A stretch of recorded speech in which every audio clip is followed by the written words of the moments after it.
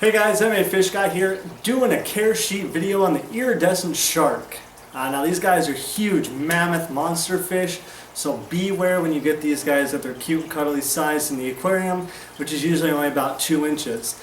Now you want to make sure that these guys have proper, adequate care, and honestly, not a lot of people should even keep these in the aquarium. Me personally, I've never had one. I had people that wanted me to take theirs because they got too big.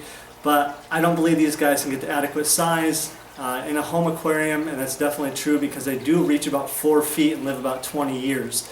Now, if you do want to keep these guys and you have a big enough tank or pond, here's some different things that you can take into consideration when you're caring for these guys. 72 to 80 degrees is usually the temperature you want to keep them. 6.0 to 7.6 is the pH that you want to keep them at.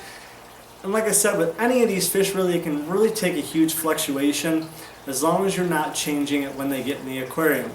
Now, your buddy could have one at 6.6 pH and be fine, and you could have it at 7.8 and it's fine. It all depends on the area and region that you live and different bodies of water that you use. Now, these guys aren't omnivore. They do best with pellets or any kind of stick because they do get so large. You don't want something that's going to break apart real easily or pollute the water real fast. Just like any other big fish out there, these guys do have a huge bio load when they get a little bit larger. So for sexing these guys, there really is no way on how to sex these guys because no one in the aquarium hobby really has a tank large enough to keep these guys and let alone breed them.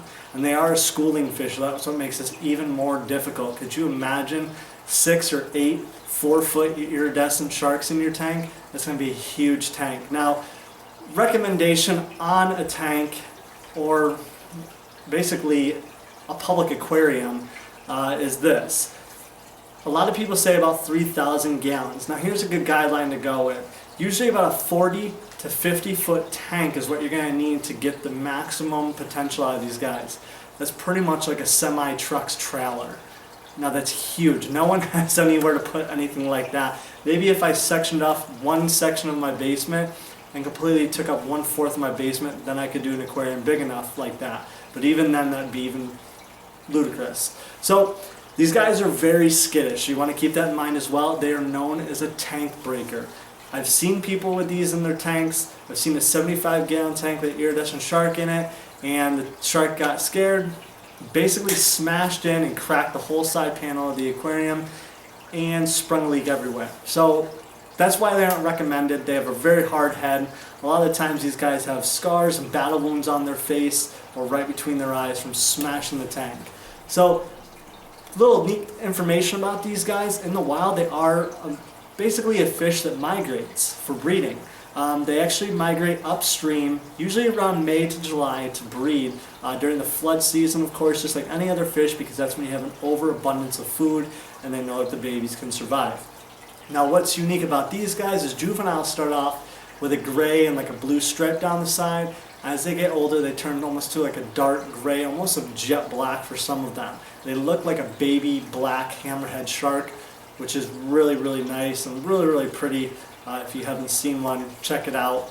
I'll post a link down below to see basically a bunch of images by these guys. I just don't want to post one picture up here in the corner. I want you to see a huge array of different pictures of these guys, so I will post a link down below.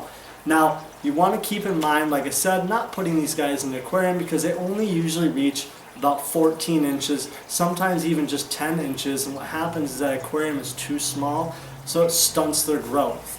And that basically leads to organ failure. And that's what ultimately prematurely kills these guys.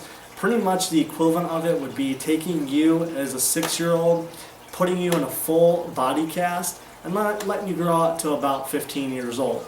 You're probably going to have some problems with your organs and different body parts, functioning right. So if you guys have any questions, comments, concerns on the iridescent shark, please post it down below in the comments.